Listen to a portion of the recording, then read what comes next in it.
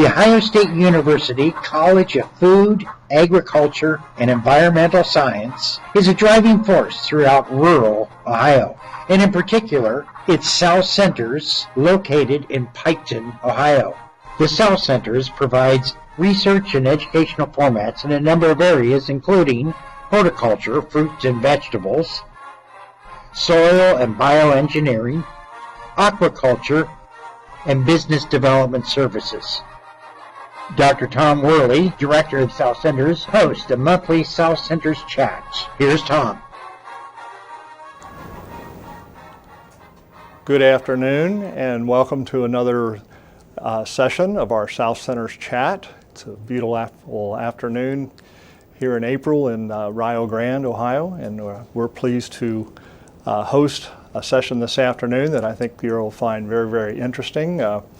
We have my OSU colleague and, in short, former boss from OSU Extension, Dr. Keith Smith, with us this afternoon. And Keith is formerly the Vice President for Agricultural Administration, the Associate Dean for our College of Food, Ag, and Environmental Science, and the Director of OSU Extension. So he's not a stranger to Southern Ohio. His responsibilities for a number of years as the director were statewide. He's had a lot of experience here in this part of the state in lots of the topics that we're going to try to focus on this afternoon. So Keith, we welcome you to Rio Grande and the South Centers chat. I'm pleased to be here, Tom. Absolutely, absolutely. We're very pleased to have Keith come down from Columbus today, and although Keith, I think, is coming up on about the 1-year anniversary of his retirement when we get to the end of the fiscal year, June 30th, he is nevertheless, as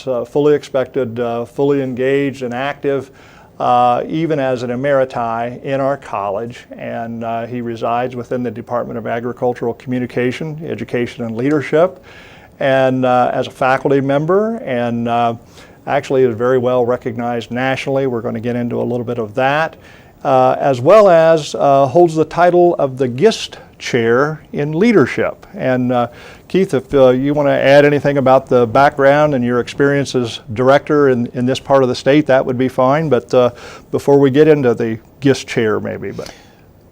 Well, thank you, Tom. And yes, it is a pleasure to be down here. And I've been down to Southern Ohio a number of times. Been on a foundation down here, commonly referred to as the Tobacco Foundation, working with Don Branson and a number of great individuals that I really enjoyed. I'd come down here on a monthly basis to help with that foundation as we helped farmers transition from growing tobacco into other fields of agriculture, and to help young people, especially with scholarships. That was one that I was particularly fond of, is providing money for kids to go to school that were associated with tobacco farming in the past. And that was a real pleasure for me to actually have students end up at Ohio State and other wonderful institutions like Rio Grande. No doubt. They came here as well, but providing that opportunity for them. And then one of your native sons, Bob Evans, I was very well associated with him, especially in my early years as the director. Bob Evans was very supportive of our 4-H program, Cantor's Cave, that's close here up in Jackson, and our 4-H program overall. He was very supportive of and provided a lot of funds and resources for our 4-H program. And then, of course, Bob was interested in agriculture, and he'd call myself and Bobby Mosier, who was the dean in my early going as the extension director. And he was always after some innovative type of thing that he wanted to do. And in agriculture, one was cold season grasses that he wanted us to work on, so that he could have some grass for his Charolais cattle year round. And so he was bothering us about that on occasion. But we've had wonderful programs down here in Southern Ohio, been to many of the fairs, probably during the course of my time as director over 24 years. I probably got all the fairs down here. in southern Ohio, and so yes, a wonderful part of the state. Absolutely. Well, we're pleased that you would make the trip down to be with us here this afternoon, and I think part of the Bob Evans legacy, if you will, it resides on our campus in the 4-H Youth Development Building. Bob was a benefactor to help bring that into being. Right, that's correct. Thank you, Tom. Yes, our $15.5 million 4-H building was sponsored, helped sponsored by Nationwide Insurance and also Farm Bureau that helped with that. But what I'm especially pleased with is the contributions from the 250,000 4-H kids across the state and the volunteers, over 20,000 volunteers that helped contribute funds to that building. And yes, Bob Evans, matter of fact, the auditorium, and I was in it yesterday with a group, the Bob Evans Auditorium, named after Bob. Again, he helped contribute to that as well. So yes, his legacy lives on in his support of youth and agriculture. Absolutely, absolutely. Well, I know that Bob was certainly a generous person with his success, and of course Ohio State's shared in that generosity, as has the University of Rio Grande and other philanthropic endeavors here in Southern Ohio. And I think his wife goes right along with that. Jewel Evans continues. So Keith, talk a little bit then about your activities here that you continue on in our college with this Gist Chair in Leadership. Do you want to talk about maybe George Gist a little bit and kind of where that comes from and the background on how it got created and what that really means to be a holder of an endowed chair? Maybe? Yeah, thank you, Tom. Yeah, I'd be happy to speak to that. George Gist was a former director of Ohio State University Extension. Matter of fact, he was the director when I first came to Ohio State in 1980. And George retired and from that position, and Bobby Mosier came as the director, and then moved up as dean of the college. And George was just enjoying retirement, and then George and his wife eventually passed away, and the person that was in charge of his estate was Clarence Cunningham. Clarence Cunningham was a former associate director of Extension.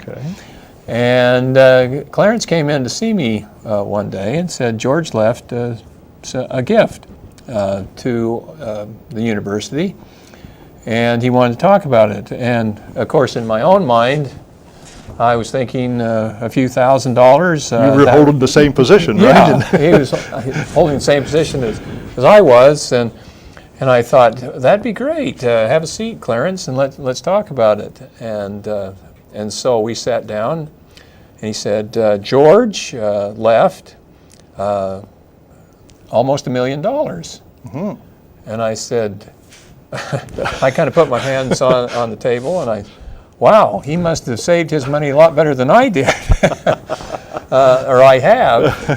Of course, George and his wife were childless, and so he wanted to give back to the university, and his wife was also a faculty member of the university as well, and he lived modestly and saved his money, and yes, he had almost $1 million that he could put on this to the university. So we talked about an endowment, and he put his money into the endowment, and it started to grow from that point. And talked to the dean, Bobby Mosier, at that point, and he said, "Well, we want an endowed chair for this money to use the income coming off of that. They take the interest off of the endowment. And original money stays. Right, the original money perpetuity stays forever. In perpetuity.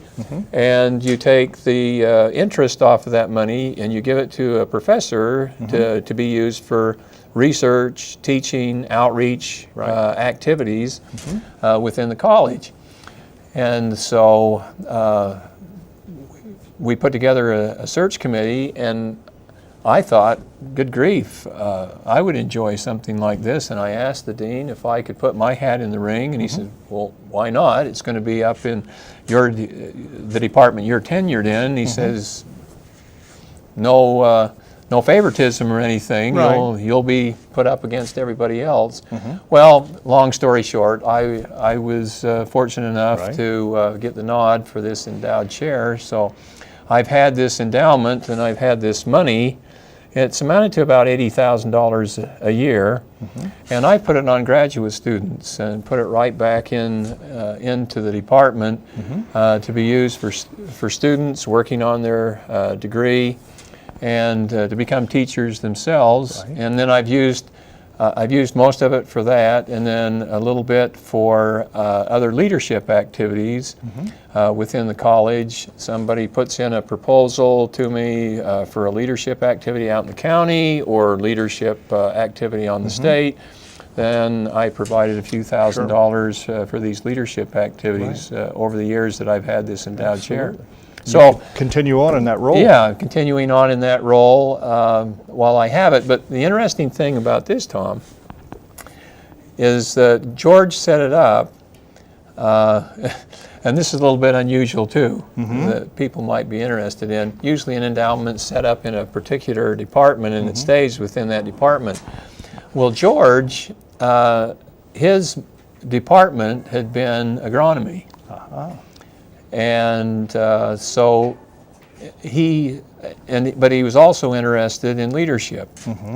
And so he said, we're going to set this up, and he wrote it up in such a way that the endowment changes after a certain amount of years. And that's every 10 years. And so the endowment has to change after 10 years. And we don't have agronomy anymore. It's horticulture and crop science. Right. And so the endowment now will switch to horticulture and crop science, and they'll have that for 10 years. Over $1 million endowment for 10 years. And then it has to come back to ACEL again. All right. Agriculture, Communication, Education, and Leadership. After 10 years, it'll come back. So it's a little bit of an unusual type of an endowment where we've had it now. It'll be 10 years in June. Actually, it's up in June of this year. Okay. And then it has to go over to horticulture and crop science. And so it'll switch over there. But in the meantime, we've used it for many graduate students, many leadership activities. And then it'll go over to horticulture and crop science to be used for research over in horticulture and crop science in some areas that George was passionate about. Right. So an interesting endowment. Well, that's a bit innovative and It visionary. It is for someone to think that far ahead. And because, as you say, the traditional way is that once something is established, it's pretty much in that discipline forever. They pretty well lock it in one department. It stays in that department. It stays with that topic area. And George actually switched topics here. Leadership, and he designated leadership in ACEL in our department, and then it switches over to an agronomic topic in horticulture and crop science. Right. Well, that kind of gets at the mission of that department a little bit, Keith. And of course, I know as director, you're the leader for a statewide organization that's present in 88 counties, hundreds of staff, faculty members. So it's a high position of leadership, and I know that's near and dear to your heart. Obviously, you're interested in the GIST chair, but I think that we could relate that to some of our larger world in agriculture and the future, and some of the problems that we face. And some of these you can't confine to one discipline is going to solve them. It takes many disciplines, and that part of bringing these people with different technical expertise together requires leadership. And I think that that's one of the things that the department endeavors to do as part of its mission, is to prepare leaders that can deal with diverse perspectives, diverse, multifaceted problems, try to bring the resources to bear. And I think that not only the leadership at a community level or the statewide, whatever level you want to talk about, but a lot of leadership is embodied in teaching our young people and I know that's another area that you're very near and dear to you, and in terms of educating the next generation to take up positions in our communities, in our farms, in our agricultural organizations. So all that's embodied in things that the department tends to work on. And so I don't know, you have some comments that you'd like to make about some of these bigger issues. Global warming is one, the water quality that we're dealing with on some of these algae blooms in our Grand Lake St. Mary's in the western part of the state, the western basin of Lake Erie that we've all heard about in the news. This most recent thing with water quality due to the aging infrastructure of some of the pipes in the ground. But those are just a couple of examples. Invasive species, big data is another one, and a lot of these things are being looked at from various ways, and maybe some of the capability that you're instilling in students within that are majoring in leadership and education, becoming perhaps the VOAG teachers or the professors of tomorrow. Do you have some comments you'd like to share with regarding some of the future and how we might be preparing for that? Well, very good, Tom. Yes. As you look at these multifaceted problems that we have that you enumerated on, and when I first came here, came to Ohio State, and we started to talk, me and the department chair, about what direction I wanted to go in, and I mentioned leadership. I had minored in sociology, majored in agriculture education, minored in sociology with an emphasis in leadership. And I said, I'd like to start a leadership course.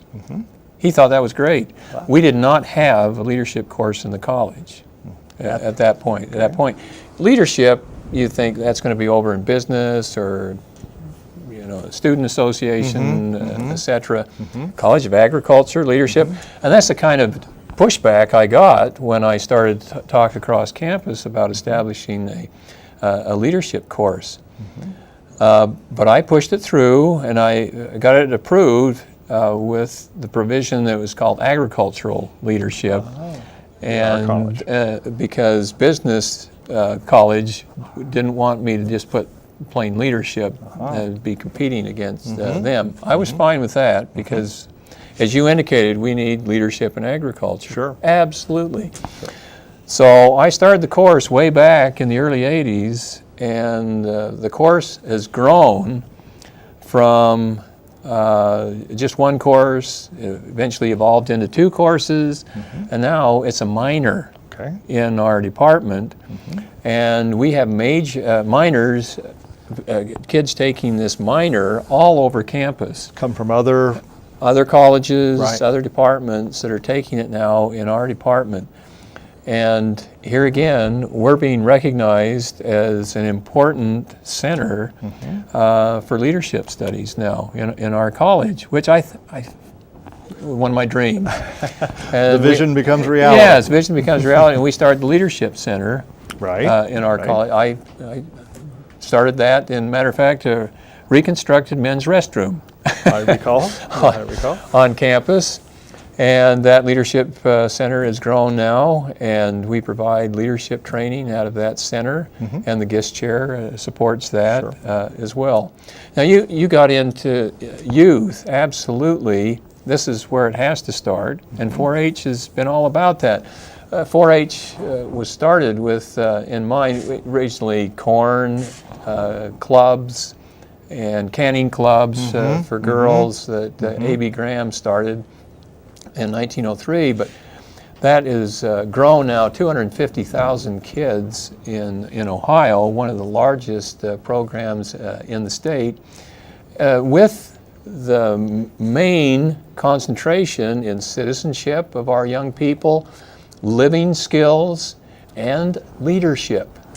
And trying to help these young people to see the importance not only of agriculture, but the big world around them. But of course, I come from the standpoint we need leaders in agriculture, and I've mentioned this before, that we have 57,900 jobs available in agriculture, according to the USDA, for next year. Tom, we have 35,000 graduates. It's a big gap. It's a big gap. Big gap. And so trying to help these youth, especially through our 4-H programs, because they have this flavor of agriculture, to try to move them into agriculture and become the future leaders, it's just imperative. It's just so vital, so important that we keep this industry moving in a positive direction because of the things you mentioned. The climate change and the water problems we have. You say the algal blooms on Lake Erie. Well, look in California to the drought situation that we had out there. And how do we deal with these water issues and the microcystin, the poison that's in Lake Erie that kept 400,000 people from drinking the water in 2014 in Toledo? We need leaders in agriculture to deal with these types of issues. Right. And I think that very well said.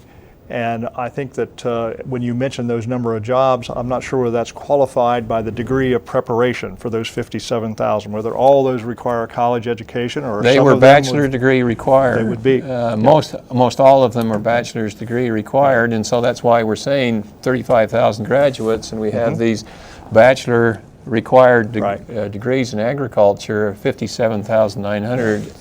Look at this gap. It's remarkable. In our college, Tom, 92% of the graduates have a job within 6 months of their graduation. It's phenomenal. It's absolutely. And over $41,000 salary. That's not bad. That's right. In today's world. Another aspect of the department is teacher preparation, though, for vocational agriculture instructors and ag technical kinds of things, that some of those students may still return to the farm, may prepare them on to come to Ohio State or further their education. We realize it can go both ways, but that's a critical aspect of what happens within the program as well at ACEL, is the ag teacher preparation, I think. That's still one of the major focus, and it's not just ag teachers, our extension educators too. That's another focus of the department. So it's preparing those VOAG teachers, it's preparing extension educators in our department, people that want to be teachers in our system. And that's so important. I mean, that's the way I started out. I started out as a VOAG teacher many, many years ago, enjoyed it, loved it. And I've always loved teaching. That's why I wanted to be with the university, because I enjoy so much the teaching aspect of being with the university and the bright young minds, and it just kind of keeps you awake and alive and keeps you constantly thinking, learning. New. Yes. Yep. They bring something new every something new and something fun. It's every day being with the university. So yes, getting these young people into these professions as well is another vital, important thing that we do within the department. Well, Keith, there's another aspect to your portfolio of activities at the national level, and you mentioned to me that you've been assigned or selected and have accepted a role as the leader for innovation in extension at the national level, and that's taken some time and getting that organized and off the ground. Do you care to share a little bit about that? Yeah, just a little bit about that, Tom. My wife's retired, really. When I came home, I've been to a national meeting reporting on some research that I did through the GIST chair to the national extension directors. This is just soon after I retired. This was in October of last year, and I retired, as you mentioned, July 1st. And I reported on this research that we need more innovation in the system, in extension. And we needed more creativity. We need to be on the cutting edge of everything that we do in extension. And they received the report, read through the report, and then 2 weeks later I got a call, Tom, and said, Keith, how would you like to head up a national task force on innovation and extension and provide some recommendations to the system on how we can incorporate more innovation in the system? So that's why I went home and I talked to my wife and I said, dear, they've asked me to lead up this national task force. They promised it wouldn't take too much time, and she looked at me and rolled her eyes. And yes, she was right, I was wrong. It's taking a lot more time than what I thought, but it's a passion that I have, and I'm very willing to contribute my leadership expertise to this national task force. We've got people from across the country involved that have been involved in extension, and looking at this, again, the issue, how can we increase innovation in the extension system, cutting edge technology, cutting edge programs, cutting edge activities to do just what we've talked about to help this next generation. Attack those big problems. And attack big problems, exactly right. Yeah. Yeah, well, I think they've obviously selected well. Well, we'll see. With your experience, Keith, and the time in leading one of the major extension systems in the country here in Ohio, and it's obviously why you would rise to this opportunity, and we look forward to hearing more about what your recommendations are, and I'm sure being this close to home that we're in a position to hear some of those. You'll be hearing it a little bit in advance. The current director of Extension, Roger Rennekamp, I've talked to him. I said, you'll be one of the first to know some of the recommendations, because there's still a passion here for Ohio State and OSU Extension, and if I want any system to be innovative, it's going to be ours. Good. Hopefully that in areas we're probably not there yet. I think that's one of those things that you're constantly trying to keep up with, which is the nature of innovation is the next thing, and trying to anticipate a little bit. But at the same time, you can't be a laggard for very long and expect to remain viable. No, exactly right, Tom. And that's, as you know, when I was the director, I had you read a book, Collective Genius. Certainly did. It's all about innovation. All about innovation, and we took a chapter a month and discussed that as an administrative cabinet before I retired. And I've had you read books on leadership before that too, the administrative cabinet. I just thought leadership, innovation was so important to be constantly on the back of our minds. And so it's a natural passion for me that I'll continue to push. Absolutely. Depending on it, and I don't think anybody is going to doubt that. Keith, we've just run out of time so quickly, it seems, and yet we've just scratched the surface. And so once again, as we do wrap up, we appreciate you coming down, investing this time with us. Hopefully even what we're doing here is a bit of innovation in terms of how we try to get the good message out about what we're doing and what extension is and what kind of activities are going on within our college along with Rio Grande here. So we would need to sign off at this point, and thank you for watching, and we look forward to being back again with another South Center's chat. Thanks again, Keith Smith, the College of Food, Ag, and Environmental Science, for being our guest today. Thanks, everyone.